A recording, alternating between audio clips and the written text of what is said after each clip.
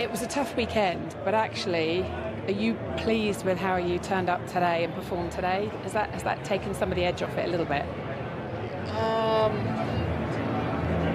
There was a lot of fight out there. You were feisty on track. There was a lot of fight out there, yes. Difficult to know, I mean, I felt like the whole race I was right behind someone and just struggling with the dirty air, so that was pretty difficult, but I think for me the biggest thing is trying to learn the things I wanted to learn today. I think yesterday it kind of became obvious that after the session that there was a few things that I needed to change pretty majorly in how I was driving. And today was about firstly trying to limit the damage, but also try and learn some things about that. So, if I've made some progress with that, then I'll be happy. But yeah, obviously, when your teammate wins the race, finishing fifth, nothing that extravagant. You haven't lost any faith in your ability, though, have you? You haven't lost any confidence in your driving ability? No, I mean, I think I've just had to drive very differently the last couple of weekends, or because of the car, or I've not driven differently when I should have, and I think that's been a little bit kind of strange to get my head around, because I've been driving exactly the same as I have all year. It's just that these last couple of weekends, the car or the tires or something has required quite a different way of driving, and I've just not really gone to that. So tried a few things with trying to change things up a bit today, and once we analyze if it's effective or not, that'll hopefully help see some progress. Is that the same for both of you? Is that where Lando's found something? Because maybe it's something that he can drive around or not, or do you want the team to have a further look at it? Or it's difficult to say. I mean, the car's obviously not changed for a while now, so it's nothing to do with the car. I think potentially, or I think given how the pace has differentiated the last couple of races, clearly Lando's found it a bit easier to just dial into that, and I haven't. So plenty of analysis to try and get further on top of that, but I think it's important to remember that for the other 19 races, the way I've been driving's been working pretty well. So it's more about adding some tools to the toolbox rather than reinventing myself. At time he needs to really focus on getting back to his previous form. Why don't you just take Lando's setup? I'll have exactly the same as him, please. Probably tried it, but every driver on the planet drives differently. You cannot just put a setup and it will work on everyone. It has to be natural. Lando is probably driving better than he was before, so he's made a little step. And Oscar is driving a little bit worse, and then that increases the step. And if he's a little bit stressed and drives tight, not comfortable, not smooth and soft, that will take away a little bit as well, and he will never find the balance in the car. So that's the big issue. He needs to get back into a comfortable, calm zone. Well, this is, it's like the end of a romantic film. Lovely, look at this. This is a poignant moment, but what a lovely moment too for Ollie Bearman, driver of the day. Absolutely sensational effort, an embrace from his dad, David, who's been there throughout his career. We're going to try and have a word with him. Someone give him a microphone. He's on his way over. But a creditable fourth. I think there was no other way he could have done it. We're over here, Ollie. Come through the crowd, if you could. Congratulations. Come on in and join the party, as it were. Well, we could hear it we could hear the emotion in your voice at the end over Team Radio. Some lovely moments there as well. You're sharing with your family, especially. Just tell us what it feels like. Oh, it feels great. I'm really happy to, that's our joint best finish in the history of the team. We had a great race. Of course, I was lucky to be where I was before the first stop, but actually we had the pace to stay there. I held off Max in the first stint, I held off the Mercs in the second, and I held off the McLaren in the third one. So I was under a lot of pressure. I spent, I think, more time looking in my rearview mirrors than in front, but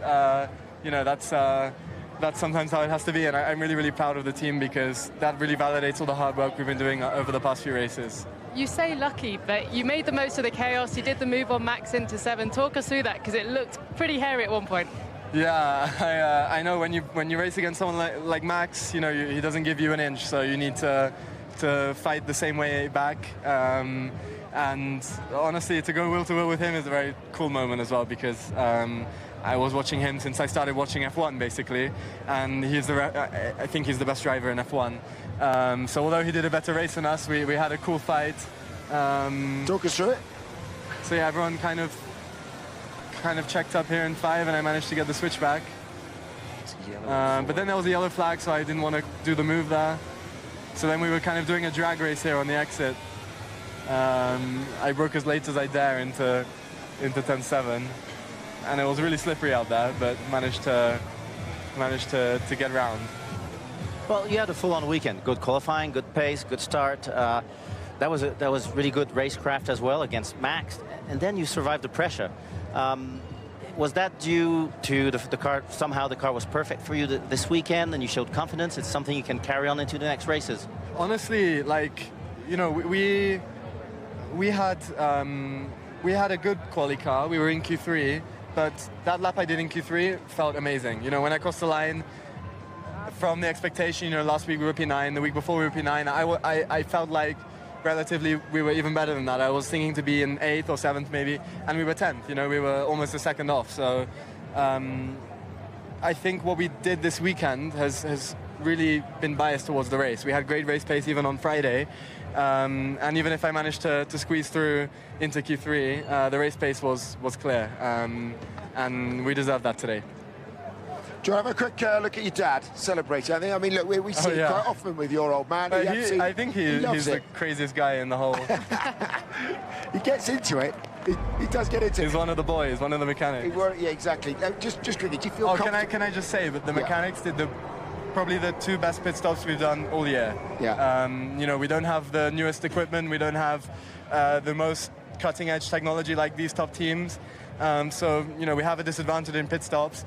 And especially that second stop, I mean, I was down before I even stopped. So they did a great job, and huge kudos to them. Final one though, do you feel at home racing against the big boys? You must quite like that. Yeah, I mean, I obviously my goal in life is to fight there week in, week out.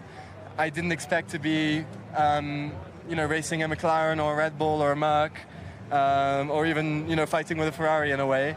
This year, I expected that in future years, but to do it already this year is a very special feeling, and I think that motivates everyone to hopefully do that again in the near future. Well done, Ollie. Go and celebrate. Thanks. I'm sure you will. With his entourage, there he is. That's just over there. Well done indeed. Yeah, a lovely moment. It's always good to see, isn't it, a young driver coming through and beginning to shine on the biggest of all stages. Well, he showed those signs last year. His racecraft has always been good. He's aggressive. He knows when to make a move. He doesn't overdo it, and he's got good spatial awareness as well. We saw it last race when Tsunoda was lethal on him, and he managed to avoid it. Good. And now he's showing also speed, pace, and he's good under pressure. So, you know, if he carries on like this, he'll be fighting the big boys. Okay, let's get into one of the other stories up the front. I mean, we were denied, weren't we, by the virtual safety car, a charging Max Verstappen. First things first, it's very Red Bull, isn't it, to go, okay, we're going to go with a contract.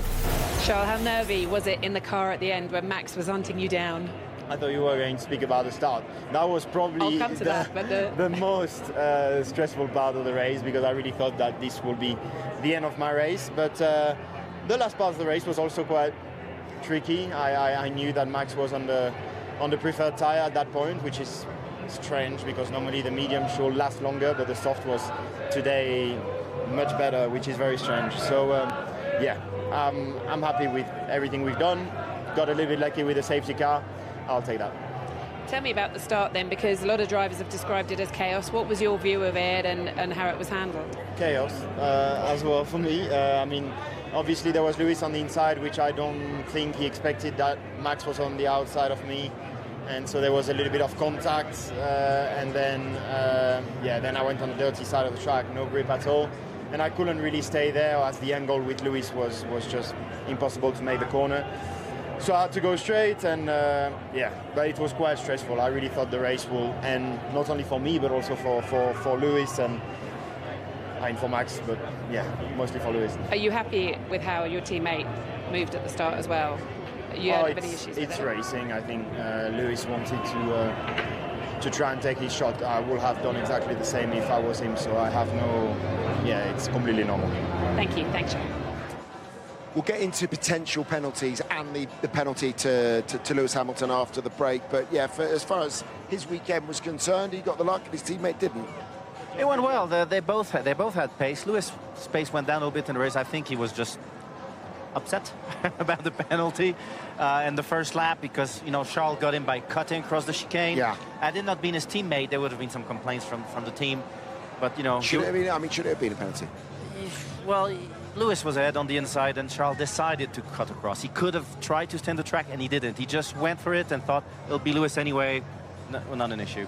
I think based on Lewis getting a penalty later, I think Lewis will feel hard done by with the Charles incident. Yeah, I think in terms of lap 1 versus later in the race, maybe was taken into consideration, but still, I think if they're going to play fair, they either have to either not give penalties or give similar penalties. OK, Karun's getting it all prepped at the Sky Plate. He's been a busy boy today, so we'll get to him when we come back, because, yeah, Lewis Hamilton was the... Verstappen's gone wide there, and Hamilton's gone down that escape road. Now, the race director's note said if you go down there, you need to follow that track.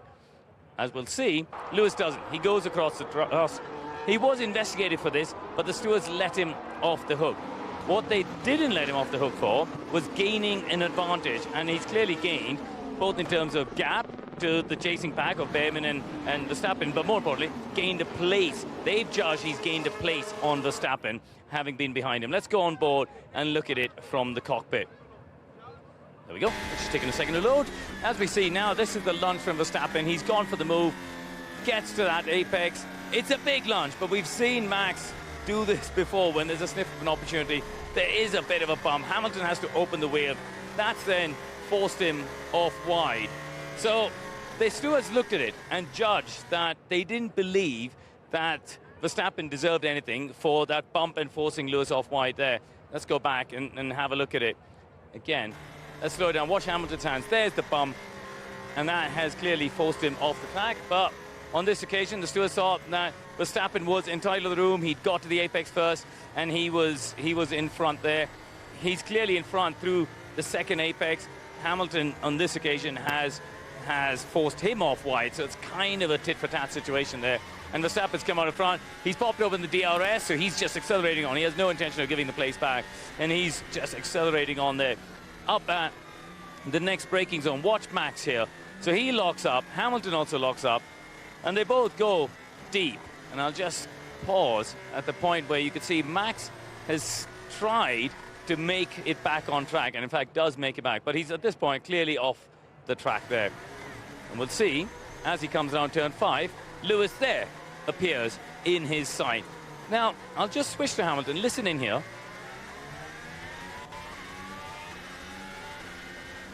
So he doesn't slow down.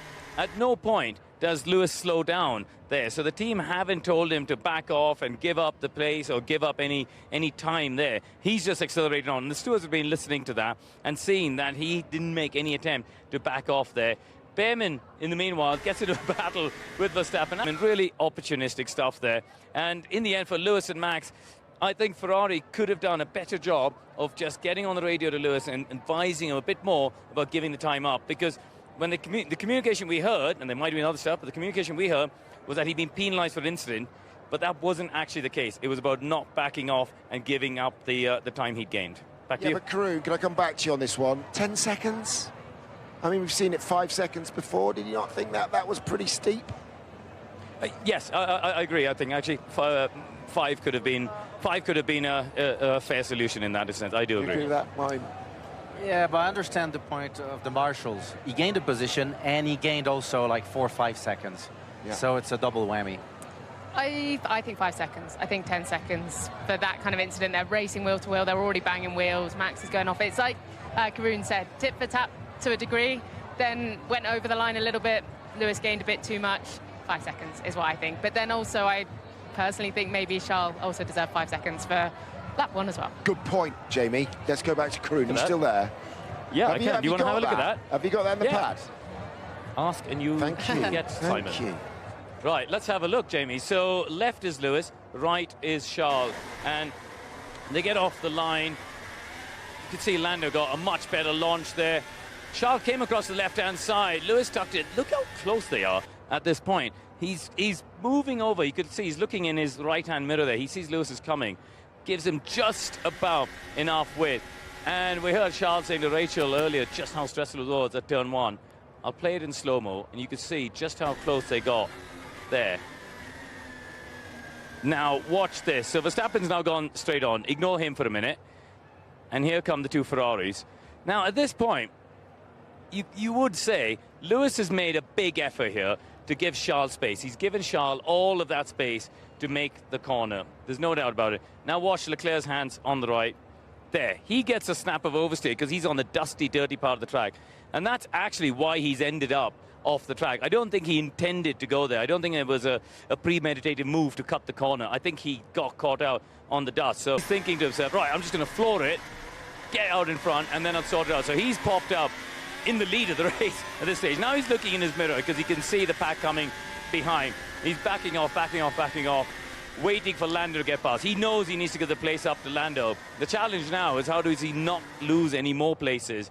Lewis has ended up behind Max, who I think sort of gave up the place there. It was a bit of an unorthodox place, but it was, again, Max did the right thing by giving up that place and rejoining in 4th place. So to me, it was okay. You know, at the end of the day, it was so close down into turn 1. Come down to control of car as well. When you look at the driver standard guidelines, and actually Lewis is in control, and it's and Charles is not. So having seen that, I think Jamie might have a point. And actually, I'll say this, Crofty up in commentary as well was pretty adamant that Charles should have been penalised. So, you know, it's the first time we've had a chance to really look at these angles and understand it. The stewards would have had this during the race. They decided not to look at it. Obviously, Ferrari wouldn't have complained. But now, having seen that, I do see your point, Jamie and Crofty. So there you go. And Jack? Oh, yeah, no, definitely. Because when he decided to floor it, he was behind Lewis, and he made the decision to floor it. He could have made the effort to stay on the track, and he thought, oh, why not? I'll just go through the grass. I might get lucky. Well done. Kroon, stay there. Keep going. We've not worked you hard enough this afternoon. Well done. Great stuff. Let's hear from... Shall we hear from... yes, we will. Lewis Hamilton. Here he is. Hi Lewis, that must be so frustrating after qualifying. Can we just get your take on the key moments of that race? 4 wide into turn 1, first of all, then that battle with Max and the penalty that followed. Yeah, so it was fun at the start and didn't end up the way I hoped, but that's motor racing. We heard you say over the radio just no grip at all when you were rejoining the track. I guess not much more you could have done in that situation. No, I mean, it's very, very dirty offline, and did the best I could to keep the car kind of, or bring it back to the track safely, and that's what I could hope for. It's so tough to overtake here, of course, after that. But what can you take from the weekend as a whole? Still some positives? Yeah, I've got some points at least. Thank you, Lewis. Max, fantastic recovery drive today, and I know you said yesterday I'll need people to retire in front of me, but they didn't, and you still managed to get up on the podium today. Yeah, I mean, it didn't look like it after the first stint, but I thought we just were struggling a lot for pace, but I think in hindsight probably it was also the tyres just not being great, because I think as soon as we went to the soft, we just seemed a bit more competitive. Not compared to Lando, but I think second fastest more or less. It's a bit difficult to know with Mercedes because I think they were always in traffic. So, but at least we did the perfect strategy. You know, medium, try and go long, and then optimize the final stint on the soft while everyone was on the medium struggling. Is that going to be a key to you staying in this championship fight, that the team think a little bit differently, do you think, going forward? I mean, it's fine to think different. The most important, of course, is still that we need to be faster. I mean, we had some really good races, but I think even in the races that we won, if you look at the tire management and stuff, I think McLaren is still very strong. And then, of course, in the weekend where they have more pace in general, then you have no chance. How were your softs at the end? Were they hanging on? Yeah, they were getting. I mean, they were getting worn, but I think it would have been a nice battle to the end. But I mean, that's fine. I mean, it happens. You know, sometimes it works for you, sometimes it works against you. A virtual safety car or a safety car. I know Charles was very nervous in the car. He said he was quite glad to see the VSC. It's a shame for you. I was just getting very excited to battle with him because I think we always have good battles. But yeah, that's what it is. It's fine. All right, thanks, Max. Thank you. It's still a net gain, not as large as he would have liked, and not as large as if he's going to win the championship. He needs more than that net gain every week. But yeah, but you can see in his demeanor, he's happy of his race. He knows that he got really good points there. He could have gotten second, maybe not. He had fun. He knows he drove well. Because look at all the other ones when they put the mediums on, how they struggled. They did another pit stop, which was not expected. They just got rid of them. He managed to survive with them. Big battles. Those battles with Bearman, that's what lost him second place as well. With vintage Max and start there on the mediums when it was, all over the place like that, but he still... But that's it. It's the disruptiveness of Red Bull. They're not afraid to try something different, not afraid to roll the dice. So even starting on the mediums, they knew it was going to be a handful and hard work at the beginning, but that's what made the strategy. Allowed him to get off those mediums, put the softs on and do that late charge. So I think it's that mentality that Red Bull have that is going to potentially take it to McLaren. But days like today for Lando Norris will make that very difficult for Max Verstappen. OK, great stuff. We're going to take a short break. We're going to hear from the Mercedes drivers when we... Welcome back. Very frustrated George Russell at times today when the pair of them were chasing down Ollie Bearman. He wasn't allowed past his teammate for a while. Let's just hear that radio exchange.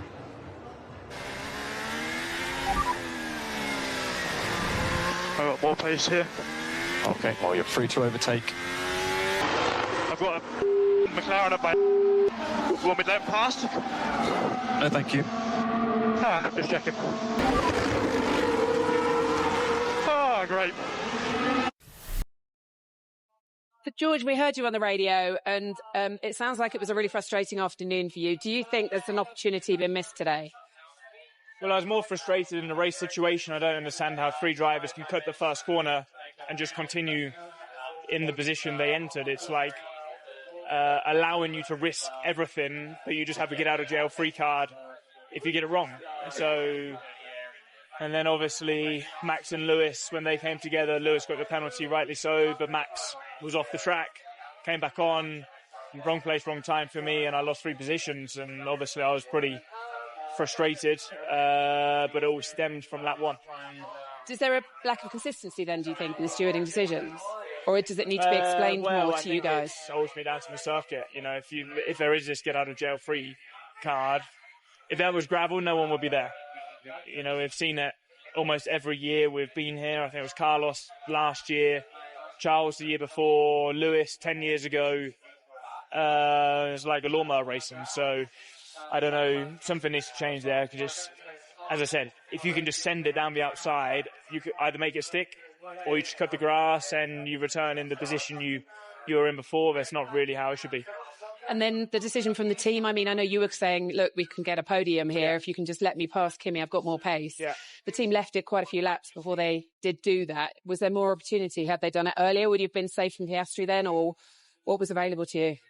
Yeah, I mean, I had a lot of pace in those laps and would have been able to attack Ollie, who had no DRS. Obviously, I was in the DRS train behind Kimi. I think we left it 10 laps. By that point, my tyres overheated, my brakes were overheating, the engine was overheating. So by that point, there was sort of no point in doing it. It was either do it straight away or don't do it at all. So in the end, we deserved to finish where we did. A bit frustrating. But you talked to the team about it? No, I mean, as I said, it all stemmed from turn 1. Like, I shouldn't really, without the Max and Lewis situation, I shouldn't have been in that position in the first place. So, not a lot to say. All right, thanks very much, Kimi. There was a lot of chaos at the start of that race, and then as it panned out, changing strategies and all sorts, you seem to have handled it all and come through out the other side in the position you started in. Yeah. Are you pleased with how you performed in the end? Was that the most the car had, do you think? Well, I think, today... the result definitely is a bit frustrating. I think pace was quite good. It's just, it's always the same story, dirty air. It's difficult to follow. And also for the tires, it's difficult. Especially today that the asphalt was very warm and the grip was quite low. It was difficult for the tire to manage them in the best way as possible. So definitely, I think track position once again was playing a massive role, and P6 at the end, and we'll focus on to Brazil. You said yesterday there was maybe a couple of half tenths or a little bit. You could have found more yesterday in qualifying. What will you work on for Brazil to make sure you really nail qualifying and get that track position? I think it's my quality performance has been stronger and stronger. I think just haven't been able to put things together properly. You know, in Austin, I had really strong Q1 and Q2, but then Q3 kind of all fell apart. While here I had a big struggle in Q1. Q2 was a bit better, and Q3 I think was actually pretty good considering we had one set of new tire. And so I think, you know, it's trying to understand how to maximize every session, every run, because especially when the track is changing, because yesterday in Q1 I got caught by the wind and track being a bit hotter and just struggle to find my rhythm. So need to make sure that it doesn't happen again. Thank you. Thanks. So, Bradley, a very interesting day, let's say, for Mercedes. Can switch to the two-stop strategy midway through the race. Just talk us through it a little bit from your side. Yeah, I think much of the race was shaped by lap 1, and I think it was either lap 2 or 3 with George's involvement as well with the incidents with Max and Lewis. I think George felt pretty aggrieved, and when you look back at it, rightly so. We'll come back to that. I'm very sorry to Bradley Dorr, but let's get into Lando race winner. Nigh on, well done. Nigh on the perfect weekend, that one. Brilliant. Yeah, thanks. I mean, it's been a very good weekend from start to finish. Already in FP2, it felt good, got in a good rhythm, and just progressed from there. You know, kept my head down, kept to myself. So it's working at the minute. This weekend's probably been one of my best weekends that I've had this season. So been good, a good load of points. But that's it. That's it for now. It's a reset, and then it's focus on Brazil. You were driving this whole weekend a little bit like we were seeing you last year when you were fighting Max. Is being the hunter, having to go back to the champion, knowing that Max is also in the fight, like giving you that little extra edge, little extra energy? I mean, it's hard to know exactly what. It's just I feel better with the car today. Everything's about how I feel with the car. Last year I felt very good with the car. I could perform better.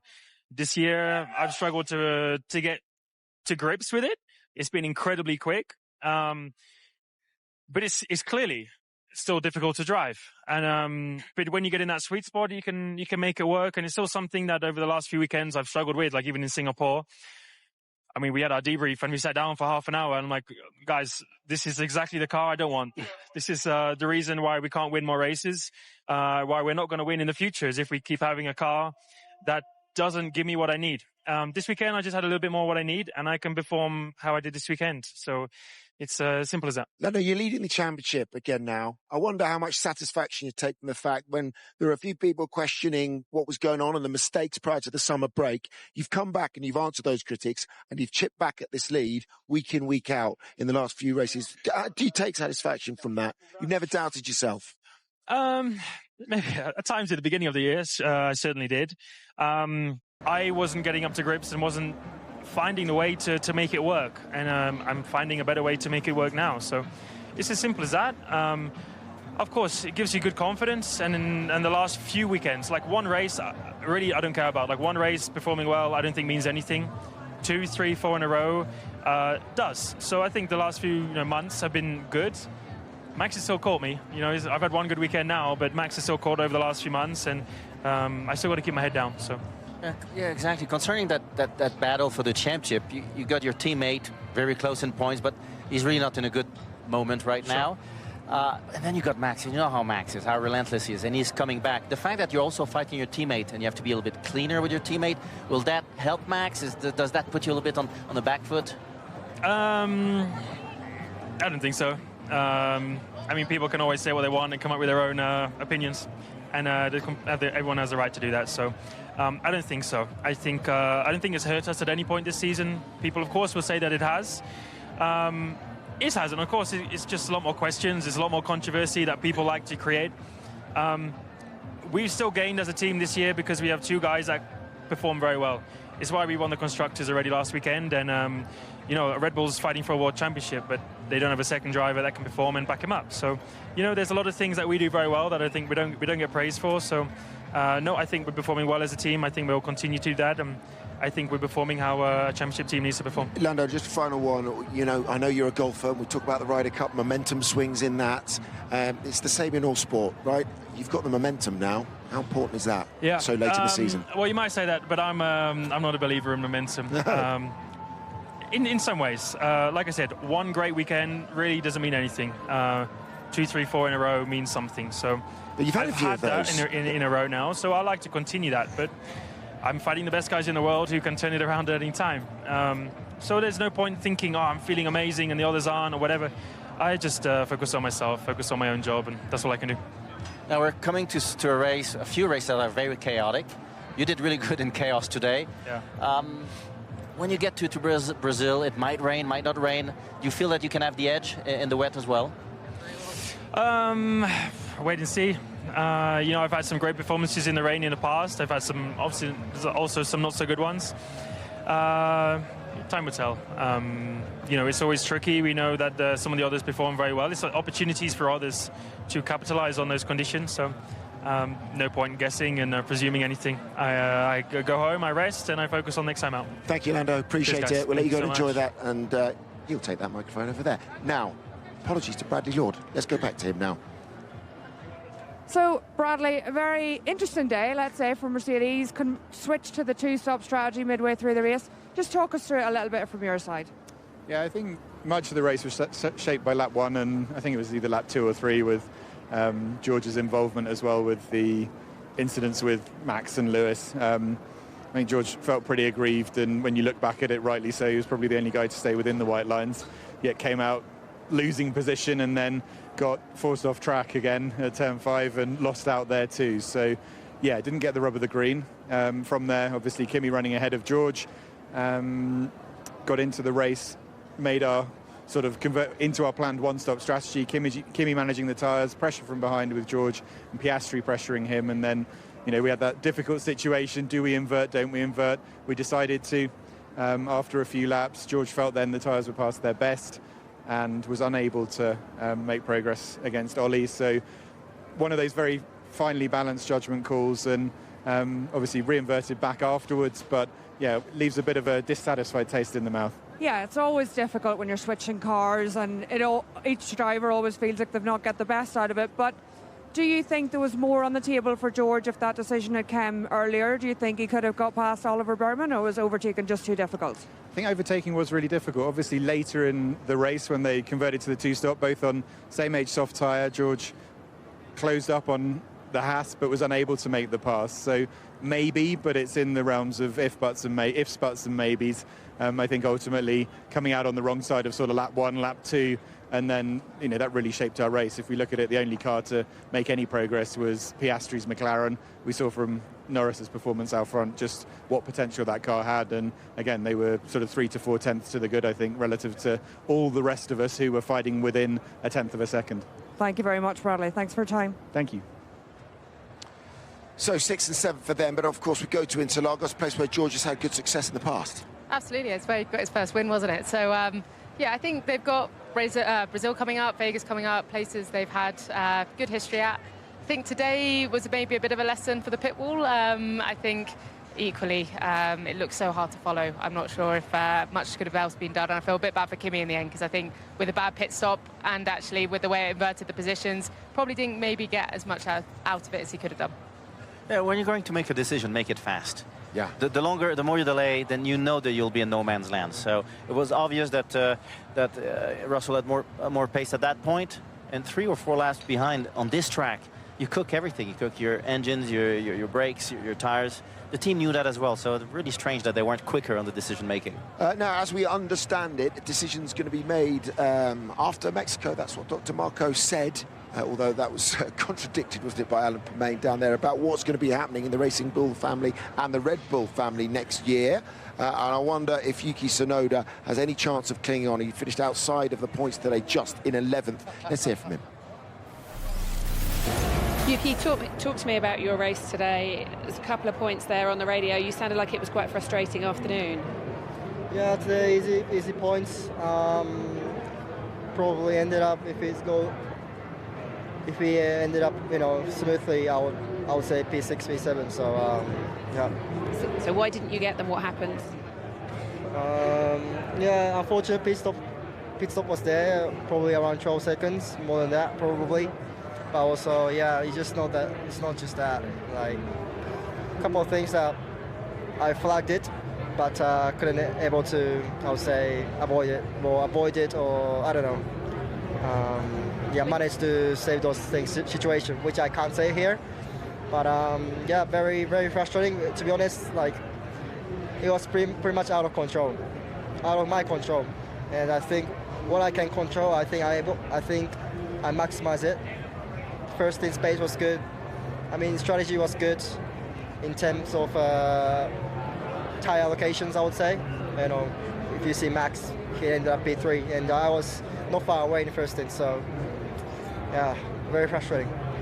Did you want to do something different on strategy? Do you feel that didn't help you today, or? Yeah, I mean, a couple of things, I would say, but I understand the situation. Probably, in hindsight, I'm able to help a little bit Max as well to score points today, so P3, but also I think we can also score points in both cars. It was possible. So yeah, I don't know what to say. It was literally out of my control today. So very shame. Just finally from me, if the decision is made on the Red Bull seat and the V-Carb seats for next year after this race today, do you feel you've been given all the tools you needed by the team to show what you can do? I maximize it until today. What I can control, like I said, today's race was, I think, one of the best pace I had, especially first stint. So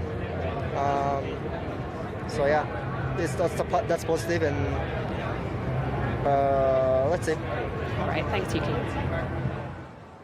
you think he knows the writing's on the wall? Didn't sound that he was in a very happy place, and kept looking for excuses, basically, that he was fantastic at what he could control, and obviously, since he's been in that car, he hasn't. Yeah, I mean, what do you think will happen? Does he? You said you think that, you know, that's it. It's curtains. I think it must be, to be honest. And also the way he's talking there, and the sense that he's kind of alluding to there being issues in the team or with the car that he can't talk about. If that was him 2-3 races into his career at Red Bull, he would do everything he can to keep them happy and protect them. Now you can tell the relationship's already sort of broken. He's frustrated. Yeah, it seems pretty done to me. I feel for him. Yuki is a lovely guy, but that doesn't really count for anything in Formula One. This is not a finishing school, as you say, and he's got in there, and just unfortunately, he's up against one of the greatest of all time. He's not the first, probably won't be the last, and let's hope we do see Yuki somewhere at some point in the future. We don't know, though, yet, because no decisions have been made. We are assured that they're going to finish or make some decisions here after Mexico. Right, let's finish up, if we could, on Lando Norris as they get themselves prepared for the photo there. Yeah, he's in P1 today, and he's in P1 in the championship. Jack, let's just get your thoughts on that conversation we've had with him. He's keeping a very level head, but I think this is the point, okay, is that earlier in the season there were so many people questioning how he was coping with the pressure and saying, Oscar this, Oscar that. Then Oscar gets a lead, the races start to tick down, Max Verstappen starts to come back at you, and all of a sudden it's completely different, it's flipped around. And if you look at the first half of the season, he was very good at berating himself, always, even too much. And people really clamped on that, and they were starting to criticize him a lot. And he's really come back now, and he doesn't berate himself anymore. He's still very politically correct in all his answers because he's not giving us anything. But when you look at the way Castrus crumbled, he's not getting criticized the same way Norris was being criticized for a lot less. So we'll see how that pans out in the long run. I mean, he says he doesn't believe momentum. He sort of did-ish, whatever. But this is a very, very good time to have a run of form, and he is on a run of form now. He is, but what I picked up on that was quite interesting is he said he's managed to sort of have a proper sit down with his engineers and his team and get that car working better for him. And I think what people sometimes don't realise is how complex these cars are.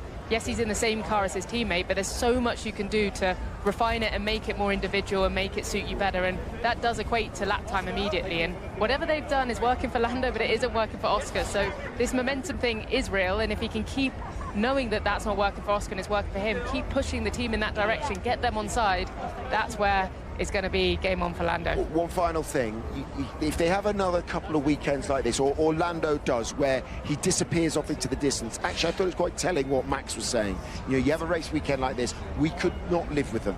in terms of race pace today. That was the thing. So do you think that the Max is still a part of this? It is 35 points, as I said. He is, because that was a race weekend where they had no pace, and he still managed to get P3. He still managed to get closer to the championship lead. A different driver in the lead, but he's gotten close. He's, what, 36, 37 points now, so a lot closer.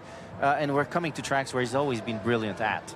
And McLaren knows that, but, you know, you're saying Norris worked on his car. He's done a Verstappen. He really got in with the team to personalize that car. And unless Piastri is capable of doing the same thing, he'll never get back to that level. So you know that 1,000 pesos we said, is it? How much is 1,000 pesos? I don't know. What have I actually bet here? £3. Okay, that's fine. That's fine. It's okay. Thanks, Rich. Just getting a quick. Yes, 20 quid it's going to be. Oh, 20 quid. Someone said £3, so I was like, no, fine. I got that wrong. No, he converted. Okay. Yeah, sticking with Lando, yeah? Yeah. Lando, yeah. There we go. Thank you. Thanks to you at home. Thanks, Jamie. Thank you, Jacques. We will be back in a fortnight's time with the Sao Paulo Grand Prix live all weekend on Sky Sports F1. But this weekend has belonged to one man, Lando Norris. Good night.